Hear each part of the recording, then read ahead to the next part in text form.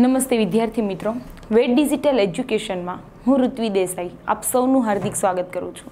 વિદ્યાર્થી મિત્રો, ધોરણ 6 વિષય સામાજિક વિજ્ઞાન, ચેપ્ટર નંબર 10 પૃથ્વીના આવરણો. વિદ્યાર્થી મિત્રો, આપણે આગળના વિડીયોમાં જ વાત કરેલી કે પૃથ્વી પર 4 આવરણો છે અને એ 4 આવરણના કારણે જ પૃથ્વી પર શું છે, જીવસૃષ્ટિ શક્ય છે. પૃથ્વી સૂર્યમાંથી છૂટી પડી અને એના પર 4 આવરણો આવ્યા અને એના કારણે જ શું કહેવાય કે જીવસૃષ્ટિ એના પર અસ્તિત્વમાં આવી. એમાંથી આપણે 2 આવરણો, ક્યાં 2 આવરણો તો કે મૃદાવરણ અને જલાવરણ વિશેની માહિતી આગળના વિડીયોમાં મેળવી લીધેલી છે. આજે આપણે જોવાનું છે વાતાવરણ. આપણે સવારે જાગીએ, સૂતા હોઈએ, ગમે તે શ્વાસ સતત લઈએ છીએ. એ શ્વાસ આપણે કેના પરથી, શામાંથી લઈએ છીએ તો કે વાતાવરણમાંથી જ લઈએ છીએ. વાતાવરણમાં જુદા જુદા વાયુઓ આવેલા છે. આ ઉપરાંત ધૂળના રજકણો છે. આ બધું જ વાતાવરણમાં છે.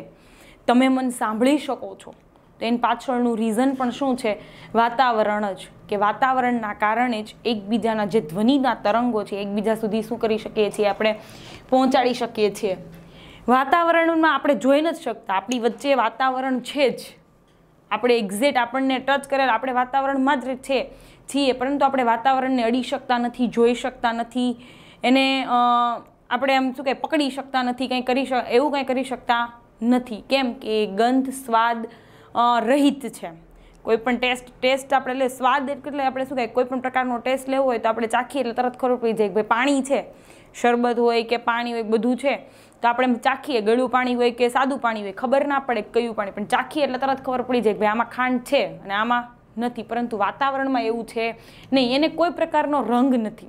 જ્યારે આપણે જુઓ કે શું કહેવાય જલાવરણ છે કે પછી મૃદાવરણ છે, એને તમે મૃદાવરણ છે તો જમીન છે, મકાન છે, આપણે મૃદાવરણ પરની જે વસ્તુઓ છે એ બધાને તમે ટચ કરી શકો, આપણે અડી શકીએ, એને આપણે જોઈ શકીએ, સ્પર્શી શકીએ. પરંતુ વાતાવરણને આપણે જોઈ શકતા નથી, સ્પર્શી શકતા નથી. બસ એને ખાલી આપણે અનુભવ કરી શકીએ. કેમ કે આપણે શ્વાસ લઈએ છીએ તો આપણે શ્વાસ લઈ શકીએ છીએ. જો વાતાવરણ ના હોય તો શ્વાસ લઈ શકીએ નહીં. આપણને ખબર છે આપણે બધા હિલ સ્ટેશન ઉપર જઈએ, પહાડી પ્રદેશ ઉપર, તો વાતાવરણ નીચે ઘણું બધું છે. જેમ ઉપર થતા જઈએ એમ વાતાવરણ કેવું થતું જાય છે, પાતળું થતું જાય છે અને વાતાવરણ ઓછું જ હોય. એટલે ઉપર જેમ જઈએ ત્યારે ઘણા બધી વ્યક્તિઓ એવી હોય કે જે શ્વાસ લઈ શકતી નથી. તો ત્યાં ખબર પડી જાય કે ત્યાં વાતાવરણ કેવું છે, ઓછું છે અથવા તો પતલું છે. મતલબ અહીંયા વાતાવરણને આપણે ખાલી ને ખાલી અનુભવી શકીએ છીએ. જેમ આપણે ઉપર જતા જઈએ એમ હવા કેવી થતી જતી હોય છે, પાતળી થતી જતી હોય છે. એટલે શ્વાસ લેવામાં ઘણી બધી વખત શું પડતી હોય, તકલીફ પડતી હોય. જોઈએ તો કે આ બધા ચિત્રો અહીંયા કેટલાક દેખાય છે તો આ બધાની અંદર વાતાવરણ છે જ. આ ધૂળના રજકણો છે, આમાંથી નીકળતા ફેક્ટરીઓ ને એ બધું છે, એના જે ધુમાડા છે એ વાતાવરણમાં જ ભળે છે. આ ઉપરાંત આ બધામાં જ વાતાવરણ છે, પરંતુ તમે એ વાતાવરણને જોઈ શકતા નથી. હમણાં હું એમ કહું કે પાણી તો તમે આસાનીથી જોઈ શકો, ભાઈ આ પાણી જ છે, આ જલાવર, આ પહાડ છે એ શું છે, મૃદાવરણનો ભાગ છે. પરંતુ વાતાવરણ આ બધામાં છે, પણ એ વાતાવરણને આપણે જોઈ શકતા નથી. અહીં બધે જ વાતાવરણ છે પરંતુ આપણે જોઈ શકતા નથી. અને જલાવરણ, મૃદાવરણ, જો આ ચિત્ર તમે જુઓ તો કે એમાં છે ને જલાવરણ પણ છે, મૃદાવરણ પણ છે અને વાતાવરણ પણ છે. અહીં જલાવરણ છે, મૃદાવરણ છે અને વાતાવરણ છે, બધું જ છે. ને એના કારણે જીવસૃષ્ટિ શું આવી છે, અહીંયા અસ્તિત્વમાં આવેલી છે. કારણ કે માણસને રહેવા માટે રહેવા માટે ઘર જોઈએ, એના પર જીવવા માટે ખોરાક અને પાણીની જરૂર પડે તો પાણી પણ જલાવરણ મારફતે મળી રહે અને મૃદાવરણ મારફતે આપણને ખોરાક મળી રહે.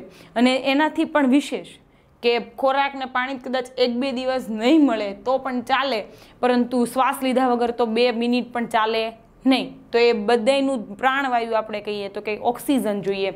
તો એ ઓક્સિજન આપણને શામાંથી મળે છે? વાતાવરણમાંથી જ મળે છે. અને જો એ વાતાવરણ આ પૃથ્વી પર ના હોય તો આ જીવસૃષ્ટિ જે છે એ શક્ય છે નહીં. એટલે આ 3 આવરણના કારણે જીવસૃષ્ટિ છે એ શક્ય છે. એને આપણે શું કહીએ છીએ?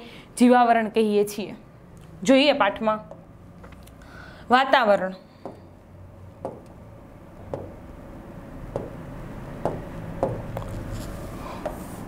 તો કે પૃથ્વીની ચારેય બાજુ વીંટળાઈને આવેલા લગભગ 800 થી 1000 કિલોમીટરની ઊંચાઈ સુધીના વિવિધ વાયુઓના આવરણને શું કહેવામાં આવે છે? વાતાવરણ. કે એમાં જુદા જુદા ઘણા બધા વાયુ છે, ઓક્સિજન છે, કાર્બન ડાયોક્સાઇડ છે, નાઇટ્રોજન છે, ઓઝોન છે, આવા જુદા જુદા એનામાં શું આવેલા છે? એના વાતાવરણમાં વાયુઓ આવેલા છે. તો કે પૃથ્વીની ચારેય બાજુએ વીંટળાઈને આવેલા લગભગ 800 થી 1000 કિલોમીટરની ઊંચાઈ સુધી વિવિધ વાયુઓના જે આવરણ છે એને આપણે શું કહીએ છીએ? વાતાવરણ કહીએ છીએ. વાતાવરણને આપણે જોઈ શકાતું નથી, પરંતુ વાતાવરણમાં વિવિધ વાયુઓ, પાણીની વરાળ એટલે કે ભેજ આપણે જે કહીએ એ, ધૂળના રજકણો, ઉલ્કાકણો, ક્ષારકણ, જીવજંતુઓનો ભળેલા હોય છે. એકદમ બંધ ઓરડો હોય ને એમાં ક્યાંક નાની એવી તિરાડ હોય અને જો તડકો પડતો હોય, સૂર્ય ઉગ્યો હોય અથવા તો સૂર્યનો તડકો ત્યાં પડતો હોય તો એ જે અંદર એક કિરણ આવતું હોય એને જોવાનું, ત્યારે આપણને એ વાતાવરણમાં જે આપણને વ્યવસ્થિત આખો પ્રકાશ દેખાશે, એમાં સતત કંઈક ને કંઈક ઝીણું ઝીણું ઉડતું દેખાય, ત્યારે એ દેખાય. જો આને જોવું હોય ને, બધી જ વસ્તુ જોવી હોય તો એવી જ રીતે દેખાય કે એકદમ બંધ અંધારિયો ઓરડો હોય, એમાં એક સૂર્યનું કિરણ પડતું હોય, એ તમે જુઓ એટલે તમને દેખાય કે ભાઈ અહીંયા આ વાતાવરણ છે ને એની અંદર આ બધી જ વસ્તુ હોય, ધૂળના રજકણો, વિવિધ વાયુઓ તો તોય ના દેખાય પણ તોય ખબર પડે, ધૂળના રજકણો દેખાય, ઉલ્કાકણો, નાના જીવડા, એકદમ સૂક્ષ્મ જીવડા ઉડતા હોય એ દેખાય, ક્ષારકણો છે, ઉલ્કાકણો છે, આ દેખાય. તો આ બધું જ વાતાવરણમાં શું હોય છે? ભળેલું હોય છે. વાતાવરણ રંગ, ગંધ અને સ્વાદ રહિત હોય છે. રહિત એટલે કે વગરનું. વાતાવરણને કોઈ પ્રકારનો રંગ નથી.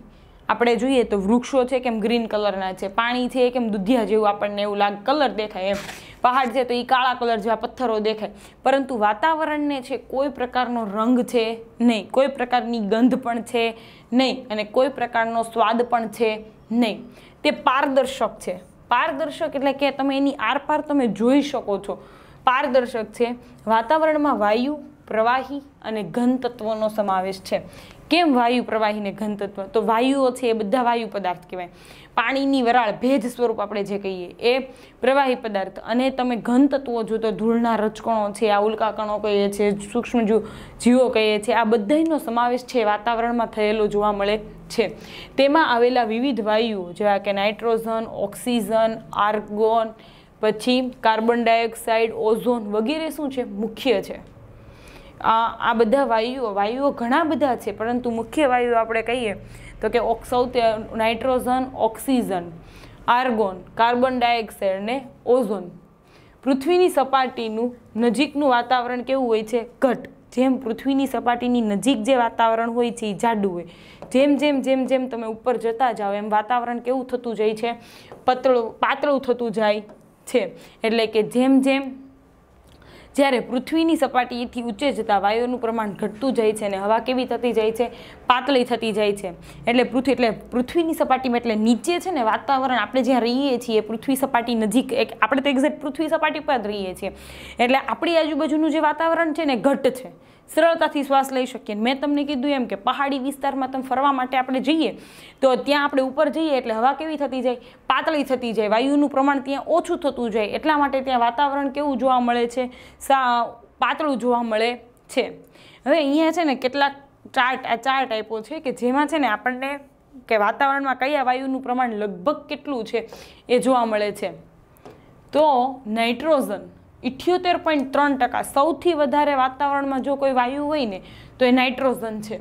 આ ઉપરાંત ઓક્સિજન તો કે 20.99, એટલે આપણે 21% જેવું કહી શકીએ, તો 21% શું છે? ઓક્સિજન છે.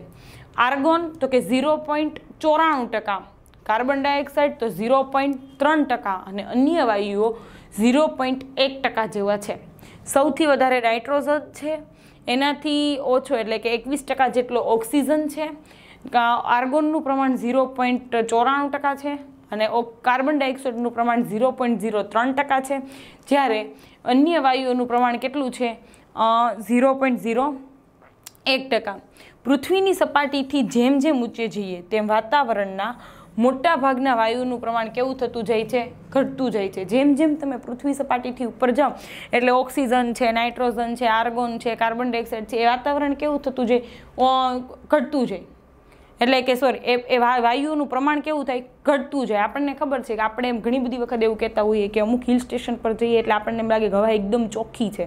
કેમ કે મોટાભાગના ઘણા, અને કાર્બન ડાયોક્સાઇડ વાયુ એમ બી ભારે, એમ પણ એટલે એ વાયુ તો છે ને જેમ પૃથ્વીની સપાટી પર નજીક જ વધારે જોવા મળે, જેમ જેમ ઉપર જઈએ ત્યાં એ વાયુ ઓછો જ હોય સાવ. એક તો એનું પ્રમાણ ઓછું, એમાં એ સાવ ઓછો હોય એટલે ત્યાં વાતાવરણ આપણને કેવું લાગે, એકદમ શુદ્ધ વાતાવરણ લાગે. તો એમ કે પૃથ્વીની સપાટીની જેમ જેમ આપણે ઊંચા ઉપર જતા જઈએ છીએ એમ એમ મોટાભાગના વાયુનું પ્રમાણ કેવું થઈ જાય છે, ઘટતું જાય છે. કાર્બન ડાયોક્સાઇડ વાયુ ભારે હોવાથી નીચલા સ્તરમાં તે વધારે જોવા મળે છે અને ઉપર જતાં તે કેવો થઈ જાય છે, ઓછો થઈ જાય છે. કાર્બન ડાયોક્સાઇડ વાયુ કેવો છે, ભારે છે એટલે એ નીચેની સ્તર પર, નીચે એટલે પૃથ્વી સપાટી પર એટલે નીચે નજીકના ભાગમાં વધારે જોવા મળે. જેમ જેમ આપણે ઉપર જતા જઈએ એમ એ કેવો જોવા મળે, ઓછો. કાર્બન ડાયોક્સાઇડ આશરે 20 કિમીની ઊંચાઈ પછી અને ઓક્સિજન છે 110 કિમીની ઊંચાઈ પછી અને નાઇટ્રોજન છે એ 130 કિમીની ઊંચાઈ પછી કેવો જોવા મળે છે, ઓછો જોવા મળે. કે પૃથ્વી સપાટીથી 20 કિમીની સુધી તો તમને કાર્બન ડાયોક્સાઇડ જોવા મળે, પછી સાવ ઓછો થતા જાય. એટલે મેં કીધું ને કે આપણે હિલ સ્ટેશન પર જઈએ અથવા તો કોઈ એવા પર્વતો પર જઈએ તો આપણને એમ કહીએ કે અહીંયા વાતાવરણ એકદમ ચોખ્ખું છે, કેમ કે ત્યાં કાર્બન ડાયોક્સાઇડનું પ્રમાણ હોય નહીં, નહિવત હોય. પછી જે 110 ફીટ ઊંચાઈ પર આપણે જઈએ તો ત્યાં સુધી છે એ ઓક્સિજન પણ ત્યાં સુધી હોય, પછી તો એ પણ ઓછો થતો જાય અને 130 કિમીની ઊંચાઈ પછી તો નાઇટ્રોજન પણ શું થતો જાય છે, ઓછો થતો જાય છે. સૌથી ઊંચાઈ પર માત્ર હાઇડ્રોજન અને હિલિયમ જેવા હલકા વાયુઓ હોય. હાઇડ્રોજન ને હિલિયમ જેવા છે વાતાવરણમાં ઘણા બધા છે, carbon dioxide, oxygen, nitrogen, hydrogen, helium, આ ઓઝોન, આર્ગોન, આ બધા જ વાયુઓ છે. એટલે આ બધા જ વાયુ આજે એમાં હાઇડ્રોજન અને હિલિયમ વાયુ છે એ સૌથી હલકા વાયુઓ કહેવાય અને એટલા માટે સૌથી ઊંચાઈ પર છે એ જોવા મળે. અહીંયા આપણને છે ને વાયુઓનું પ્રમાણ જ આપ્યું છે કે આ પૃથ્વી સપાટી છે તો અહીંયા સુધી કાર્બન ડાયોક્સાઇડ હોય, અહીંયા સુધી ઓક્સિજન, એટલે મતલબ નીચે છે ઓક્સિજન હોય, પછી નાઇટ્રોજન હોય, પછી અહીંયા છે આપણે એમ કહીએ તો કે અહીંયા જે છે એ અહીંયા ક્યાં હોય, હિલિયમ અને હાઇડ્રોજન વાયુ હોય.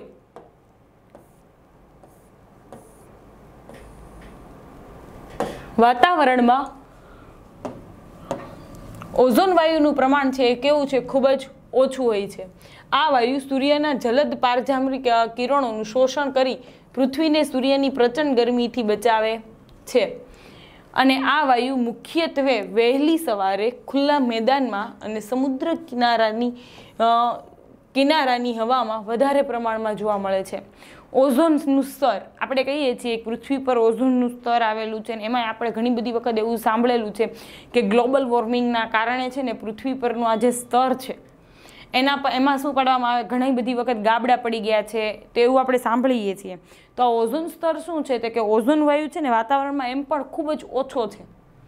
અને સાથે સાથે એ શું છે, સૂર્યના અમુક એવા પારજાંબલી સીધા કિરણો છે કે જેના કારણે છે ને વ્યક્તિની આંખના રોગ છે, ચામડીના રોગ છે એ થવાની શક્યતા છે ને વધી જાય. કે એ કિરણો સૂર્યના જ કિરણો છે કે એવા અમુક પારજાંબલી કિરણો છે ને વ્યક્તિને નુકસાન કરે છે. તો ઓઝોન સ્તર શું કરે કે આ ઓઝોન વાયુ છે એ કિરણોને શું કરી લે, પોતાની અંદર શોષી લે અને વ્યક્તિ સુધી આવતા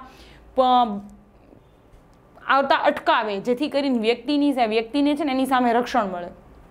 આ ઓઝોન વાયુ ક્યાં જોવા મળે તો કે આ ઓઝોન વાયુ વહેલી સવારે જાઓ તો ખુલ્લા મેદાનમાં અને નદી કિનારા પાસે શું કહેવા મળે, જોવા મળે. અને એટલા જ માટે મોટા ભાગે છે આપણને ખબર છે કે મોર્નિંગમાં લોકો છે ને ચાલવા માટે જાય તો ખુલ્લા મેદાનમાં અથવા તો દરિયા કિનારે લોકો જવાનું પસંદ કરે, કારણ કે આ જે ઓઝોન વાયુ છે એ વ્યક્તિના સ્વાસ્થ્ય માટે કેવો છે, સારો છે, સ્વાસ્થ્યવર્ધક હોવાના કારણે.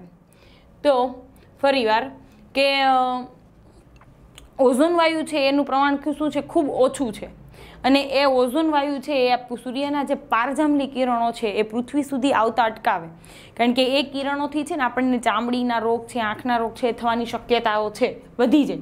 અને એટલા માટે આ પારજાંબલી કિરણોનું એ શોષણ કરી અને એ કિરણોના કારણે જો એ કિરણો પડે, આપણને ખબર છે કે દિવસે દાડે આપણને ખબર હોય તો હવે ગરમી વધતી જાય છે. કેમ કે આપણે ટેકનોલોજીનો ઉપયોગ કરીએ છીએ, વધારે ગ્લોબલ વોર્મિંગ થાય છે, જોવા મળે છે. આ બધું થવાના કારણે શું થાય છે તો કે ઓઝોન વાયુમાં શું પડી ગયા છે, એનું જે સ્તર છે એમાં ગાબડા પડી ગયા છે અને પરિણામે જે સૂર્યના પારજાંબલી કિરણો છે એ પૃથ્વી સુધી પહોંચે છે અને એના કારણે પૃથ્વી પર તાપમાનનું પ્રમાણ કેવું થતું જાય છે?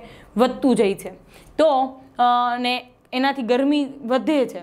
એટલે આ જે ઓઝોન વાયુ છે એ આ પારજાંબલી કિરણોનું શોષણ કરી અને શું કરે છે? ગરમીથી બચાવે છે. આપણને ખબર છે કે આપણે બધા એસીનો ઉપયોગ અત્યારે મોટા ભાગે શહેરોમાં તમે જુઓ તો એસીનો ઉપયોગ વધી ગયો. તો એની અંદર જે ક્લોરોફ્લોરોકાર્બન છે એનાથી શું થાય કે ઓઝોન વાયુને ખૂબ નુકસાન કરે. એમાંથી જે નીકળતો ક્લોરોફ્લોરોકાર્બન છે એનાથી ઓઝોન વાયુના ગાબડા પડે. એટલે કે આટલી બધી ટેકનોલોજી આગળ જવાના કારણે શું થાય કે આપણે ટેકનોલોજીનો સુખ સુવિધાઓનો ઉપયોગ કરીએ પરંતુ એના કારણે પ્રકૃતિને શું કરીએ છીએ? નુકસાન. અને એ જ પ્રકૃતિનું પછી આપણે એમ કહીએ કે ઉલટું આપણા પર જ આવે. તો અહીંયા આના કારણે છે એમાં ગરમીનું પ્રમાણ ઓઝોન વાયુમાં ગાબડા પડી જવાના કારણે ગરમીનું પ્રમાણ કેવું થતું જાય છે? વધતું જાય છે. અને ઓઝોન વાયુ એ સ્વાસ્થ્યવર્ધક છે અને ક્યાં જોવા મળે છે? તો કે ખુલ્લા મેદાનમાં અને વહેલી સવારે સમુદ્ર કિનારે અને ખુલ્લા મેદાનમાં આ બંને જગ્યાએ જોવા મળે છે. અને એટલા જ માટે ઓઝોન વાયુ સ્વાસ્થ્યવર્ધક હોવાથી લોકો છે આવા સ્થળે સવારમાં શું થાય છે? ચાલવા માટે જતા હોય છે. પર્વતરોહકો છે એ પર્વત ચડતી વખતે ઓક્સિજનના બાટલા રાખે છે. કેમ? કારણ કે પર્વતો તો ઘણા બધા ઊંચા હોય છે અને જ્યારે હવા પાતળી થતી જાય ત્યારે ઓક્સિજન વ્યક્તિ પૂરો લઈ નહીં શકે ત્યારે એ શું કરે? ઓક્સિજનના બાટલા એ રાખે કે જેથી કરીને એ શ્વાસ વ્યવસ્થિત ત્યાં છેક સુધી લઈ જઈ શકે. માઉન્ટ એવરેસ્ટ ચડતી વ્યક્તિઓ છે કે પર્વતો ચડતી વ્યક્તિ છે એ એને ખબર છે કે 110 કિમી સુધી તો એને શું મળી રહેવાનો છે? ઓક્સિજન મળી રહેવાનો છે. પરંતુ પછી ઓક્સિજનનું પ્રમાણ ઓછું થઈ જાય તો પછી શ્વાસ લેવામાં શું પડે? તકલીફ પડે અને એ પોતે પર્વત ચડી શકે નહીં. એટલે છેક સુધી પહોંચી શકે એટલા માટે ઓક્સિજન એ મેળવી શકે એટલા માટે ઓક્સિજનના બાટલા એ શું કરતા હોય છે? સાથે રાખતા હોય છે. વાતાવરણમાં રહેલા વિવિધ રજકણોને લીધે સૂર્યપ્રકાશ છે એ રહેલાતો જોવા મળે છે. વાતાવરણમાં જે રજકણો આવેલા છે એના લીધે જ પૃથ્વી પર શું જોવા મળે છે? સૂર્યપ્રકાશ રહેલાતો જોવા મળે છે. અને તેનાથી એકાએક અંધારું થતું નથી કે એકાએક અંજવાળું થતું નથી. આપણને ખબર છે કે સૂર્યોદય થાય ને કે સૂર્યાસ્ત થાય ત્યારે એકાએક ન થાય. સીધો સૂર્યોદય ના થઈ જાય. ધીમે ધીમે થોડુંક અંજવાળું થાય, પછી થોડુંક અંજવાળું થાય, પછી સૂર્યના કિરણો પડે, પછી ધીમે ધીમે આખું પ્રકાશ ફેલાય. તો એ કોને એને આભારી છે? તો કે વાતાવરણમાં રહેલા રજકણોને કારણે. જો એ ન હોય તો એકાએક સૂર્યાસ્ત જોવા મળે ને એકાએક ઘડીકમાં 5 મિનિટમાં અંધારું થઈ જાય ને ઘડીકમાં શું થઈ જાય? સૂર્યોદય થઈ જાય. સૂર્યોદય પહેલા ઉષાકાળ અને સૂર્યાસ્ત પછી જે સંધ્યાકાળ છે એ કોને આભારી છે? તો કે વાતાવરણમાં રહેલા રજકણોને કારણે આભારી છે. તો કે સૂર્યોદય પહેલા ઉષાકાળ આપણને ખબર છે આકાશમાં જોઈએ ને તો એકદમ કેસરી એમ ઓલી થતી જાય, પટ્ટી પડતી જાય. પછી ધીમે શું પડતો હોય? સૂર્યોદય થતો હોય. ને સૂર્ય સંધ્યા થાય ત્યારે પણ એકાએક સંધ્યા થતી નથી. ધીમે સંધ્યા થતી હોય અને આકાશી જુદા જુદા આકાશમાં રંગો જોવા મળે. એ રજકણોને આભારી છે. રજકણો દ્વારા પ્રકાશના કિરણોનું શું થાય છે? પરાવર્તન થાય છે અને તેથી આપણને સૂર્યપ્રકાશ મળે છે. વાતાવરણના માધ્યમથી આપણે અવાજ સાંભળી શકીએ છીએ. અવાજ અને પ્રકાશના મોજા વાતાવરણમાં પરાવર્તન પામી પૃથ્વી સપાટી પર શું થાય છે? પાછા ફરે છે. અને તેથી જ વાતાવરણના કારણે જ રેડિયો અને દૂરદર્શનનું પ્રસારણ, દૂરદર્શન એટલે કે ટીવીમાં જે પ્રસારણ આપણે સાંભળીએ છીએ, રેડિયો પર જે પ્રસારણ સાંભળીએ છીએ એ કોને આભારી છે? વાતાવરણને આભારી છે. વાતાવરણ સાથે ઘર્ષણથી ઉલ્કા જેવા અવકાશી પદાર્થો સળગી ઉઠી અને શું પામે છે? નાશ પામે છે. વાતાવરણ આપણે જો આગળ આવશે કે ઉલ્કાઓ પડે છે તો આગળના પાઠમાં આપણે જોઈ ગયા કે ઉલ્કાઓ પડે તો એ ઉલ્કાઓ નીચે પડે છે ત્યારે વાતાવરણના શું આવે છે? સંપર્કમાં આવે છે અને ઘર્ષણના કારણે એ સળગે છે.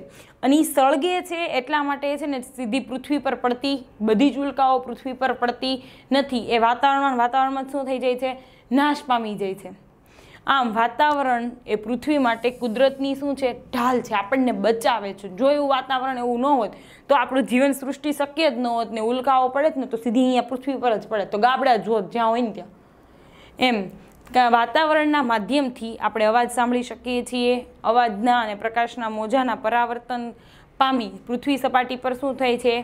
પાછા ફરે છે. આ ઉપરાંત વાતાવરણના કારણે જ રેડિયો અને દૂરદર્શન શક્ય બન્યા છે.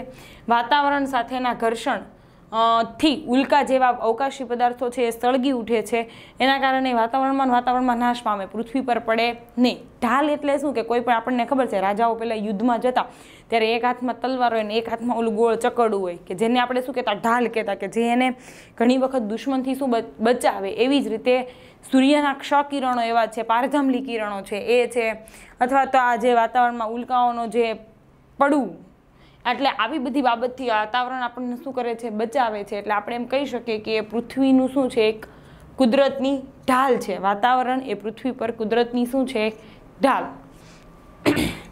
હવે જોઈએ જીવાવરણ.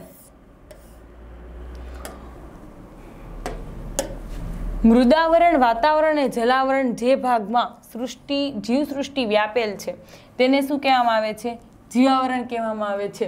એટલે કે મૃદાવરણ, વાતાવરણ અને જલાવરણના જે ભાગમાં આ ત્રણે ત્રણ આવરણના કારણે જ છે ને પૃથ્વી પર જીવસૃષ્ટિ શું છે, અસ્તિત્વમાં આવેલી છે, તો એને જીવાવરણ કહેવામાં આવે છે. અને સૌરમંડળના ઘણા ગ્રહો છે જેમાં પૃથ્વી એક જ એવો ગ્રહ છે કે જ્યાં જીવાવરણ શક્ય બન્યું છે. આપણને ખબર છે કે મંગળ પર આપણે ઘણી બધી વખત પેપરમાં સાંભળીએ છીએ, ન્યૂઝમાં જોઈએ છીએ કે મંગળ પર જીવન સૃષ્ટિ કરવા માટેના વૈજ્ઞાનિકો શું કરી રહ્યા છે, સતત પ્રયાસ કરી રહ્યા છે. બાકી પૃથ્વી એટલે આખા સૌરમંડળનો એક પણ ગ્રહ એવો નથી કે જ્યાં શું એ જીવાવરણ શક્ય હોય. પૃથ્વી એક જ એવો ગ્રહ છે કે જ્યાં જીવાવરણ શક્ય છે. જીવાવરણમાં વિવિધ પ્રકારની જીવસૃષ્ટિનો સમાવેશ થાય છે. આ જીવસૃષ્ટિમાં માનવ તેમજ વનસ્પતિ અને પ્રાણીઓનો સમાવેશ થાય છે. જીવસૃષ્ટિમાં ખાલી માનવી નહીં, વનસ્પતિ છે, માનવી છે, જીવજંતુઓ છે, પશુઓ છે, પ્રાણીઓ છે, પક્ષીઓ છે, બધાનો જ સમાવેશ, એ ટૂંકમાં બધા જ સજીવનો સમાવેશ છે જીવાવરણમાં થતો હોય છે. પૃથ્વી પરના સજીવો ખોરાક જીવાવરણમાંથી જ મેળવે છે. જીવાવરણના સજીવો છે માનવ જગતને વૈવિધ્યપૂર્ણ ખોરાક, કાચો માલ પૂરો પાડે છે. આમ માનવ જીવનના અસ્તિત્વ અને નિર્વાહનો જ આધાર શેના પર રહેલો છે, જીવાવરણ પર રહેલો છે. કારણ કે આપણે બધી જ વસ્તુ મોટાભાગે શેમાંથી, કોની પાસેથી મેળવીએ છીએ, તો બધી જ વસ્તુના પાયામાં કુદરત રહેલી છે. એટલે બધી જ વસ્તુ આપણે ક્યાંથી મેળવીએ છીએ, તો કે બધી જ વસ્તુ આપણે જીવાવરણ એટલે કે આ પૃથ્વી પરથી જ, પૃથ્વીના કુદરતી તત્વો પાસેથી જ મેળવીએ છીએ. માનવ પ્રવૃત્તિઓની અસર. જો માનવી પોતે બહુ બધો વિકાસ કરી રહ્યો છે, પોતે રોજ દિવસને દાડે આપણે જોઈએ તો એ આગળ વધતો રહ્યો છે, નવી સંશોધનો કરી રહ્યો છે, પોતાની સુખાકારીમાં વધારો કરતો રહ્યો છે, પરંતુ એના કારણે કુદરતને પણ શું થાય છે, ઘણું બધું નુકસાન થાય છે. અને પછી શું થાય તો કે આપણે કુદરતી તંત્રમાં જે ખલેલ પહોંચે છે એના કારણે જે નુકસાન થાય છે એ પાછું માનવીએ જ ભોગવવું પડે છે. જીવાવરણમાં મોટા ભાગે સંતુલિત સ્થિતિમાં છે, પરંતુ માનવીય વિક્ષેપ જ્યારે સંતુલિત તંત્રમાં ખલેલ પહોંચાડે છે ત્યારે મુશ્કેલીઓ ઊભી થાય છે. વ્યક્તિ છે એ આપણને ઉદાહરણ આપું કે ભાઈ વનસ્પતિ છે એ કાપતી જાય છે પોતાના ફર્નિચર માટે, કાગળ બનાવવા માટે, XYZ કોઈ પણ કામ કરવા માટે, અથવા તો પોતાને જંગલ વિસ્તારમાં એક ઇન્ડસ્ટ્રીની સ્થાપના કરવી છે તો એ જંગલનું શું કરી નાખે, નાશ કરી નાખે, એનું લાકડું એ લઈ લે, ત્યાં કાઢીને. એના કારણે શું થાય છે કે વાતાવરણમાં આપણે જોઈએ કે ભાઈ વનસ્પતિ નીકળતી જાય છે, એના કારણે આપણને ખબર હોય તો વરસાદની અનિયમિતતા થઈ ગઈ છે. આ બધી વસ્તુ જોવા મળે. શું કામ કે એની ભોગ એને ગરમીનું પ્રમાણ વધતું ગયું, જમીનનું ધોવાણ થતું જાય છે. શું કામ તો કે વ્યક્તિ છે એ વૃક્ષો કાપતો જાય છે, સામે ઉગાડતો છે નહીં. પોતાની સુખાકારીના વધારવા માટે મેં કીધું એમ કે એ પોતે એસીનો ઉપયોગ કરે ગરમી ના થાય એટલા માટે, પરંતુ એની જ ગરમીના કારણે શું થાય છે કે વાતાવરણમાં ક્લોરોફ્લોરોકાર્બન છે એ વાતાવરણમાં ભળે અને એ જ પાછું શું કરે, ઓઝોન સ્તરમાં ગાબડા પાડે, અને એના કારણે જે સૂર્યના પારજાંબલી કિરણો છે એ પૃથ્વી પર આવે એના કારણે ગરમીનું પ્રમાણ પાછું શું થાય, વધતું જાય. એટલે મતલબ છે ને જ્યારે પૃથ્વીને એટલે જીવાવરણના કુદરતી તત્વો હતા ને એ બધા જ કેવા હતા, સંતુલિત પરિસ્થિતિમાં જ હતા. પણ વ્યક્તિને છે ને પોતાની સુખાકારીમાં વધારો કરવો હતો, પોતાની સગવડોમાં વધારો કરવા માટે એ શું કર્યું, એણે નવી સંશોધનો કર્યો, નવી ટેકનોલોજીનો ઉપયોગ કર્યો, અને એના કારણે છે ને જે કુદરતી આખું જે સંતુલિત તંત્ર હતું એમાં શું પડી, ખલેલ પડી, એમાં મુશ્કેલીઓ, એમાં ડિસ્ટર્બ થયું. એટલા માટે છે વ્યક્તિમાં વ્યક્તિના જીવન નિર્વાહમાં શું આવતી જાય છે, હવે મુશ્કેલીઓ આવતી જાય છે. પર્યાવરણનું શોષણ કરી કરાતા વિકાસને પરિણામે કુદરતની પોષણ કડી શું થાય છે, જોખમાય છે.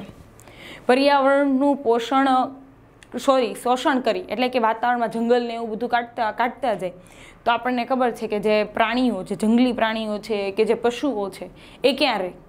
એટલે એના કારણે છે, એટલે એના રહેઠાણને વ્યક્તિ શું કરતો જાય છે? નુકસાન કરતો જાય. અને આપણને ખબર છે કે દરેક શું કહેવાય કે તૃણાહારી પ્રાણી ઉપર કોનો આધાર હોય? માંસાહારી એનો હોય. માંસાહારી પ્રાણી ઉપર ઉચ્ચ માંસાહારીનો આધાર હોય. એના મૃત્યુ સાથે એના વિઘટકો છે, જંતુઓ છે, એમ બધા આખી એક કડી છે, ખોરાકની કડી છે, જે આપણે વિજ્ઞાનમાં ભણીએ છીએ કે ભાઈ આખી જે ખોરાકની કડી છે એ બધા એકબીજામાં ડિપેન્ડેન્ટ છે. એમાં વચ્ચેથી એક આડી કડી તૂટે એટલે આખી કડી શું થતી હોય? તૂટે છે. અને એના કારણે શું થાય છે કે આપણી પોષણ કડી જોખમાય છે. આવી સ્થિતિ માનવી અને પર્યાવરણ માટે શું છે? હાનિકારક છે. એટલે આવી સ્થિતિ રહે તો એના કારણે એની નુકસાન કોને છે? માનવીને પણ છે અને પર્યાવરણને પણ છે. આપણને ખબર છે કે ચોમાસામાં અનિયમિત વરસાદ થઈ ગયો, ક્યારેક પડે તો પડે, નહીં પડે તો પડે નહીં. હવે પાક સારો ન ઉગે, પાક સારો નહીં ઉગે તો આપણે વ્યક્તિને ખાવા પીવાની પ્રોબ્લેમ થશે. એટલે આવી રીતે છે ને આપણે કુદરતી તત્વોને શું કરીએ છીએ? નુકસાન કરીએ છીએ, તો એની ભોગવવું આપણે જ પડે છે. આમ વ્યક્તિની આવી પ્રવૃત્તિઓના કારણે વાતાવરણને શું થાય છે? નુકસાન થાય છે. વિદ્યાર્થી મિત્રો, આ પાઠમાં આપણે 4 આવરણ ભણ્યા: મૃદાવરણ, જલાવરણ, વાતાવરણ અને જીવાવરણ. અને છેલ્લે એ પણ જોયું કે વ્યક્તિ છે આ 4 આવરણમાં જો કંઈ ને કંઈ મુશ્કેલ, એટલે પોતાની ટેકનોલોજીના કારણે, પોતાની સુખ સુવિધામાં વધારો કરવા કારણે જો આમાં ખલેલ પહોંચાડે તો 4 આવરણના કારણે વ્યક્તિની જે પોષણ કડી છે એ શું થાય છે? જોખમાય છે. વિદ્યાર્થી મિત્રો, અહીં આપણો આ પાઠ પૂર્ણ થાય છે. આ પાઠના સ્વાધ્યાય સાથે પછીના વિડીયોમાં મળીશું. Thank you.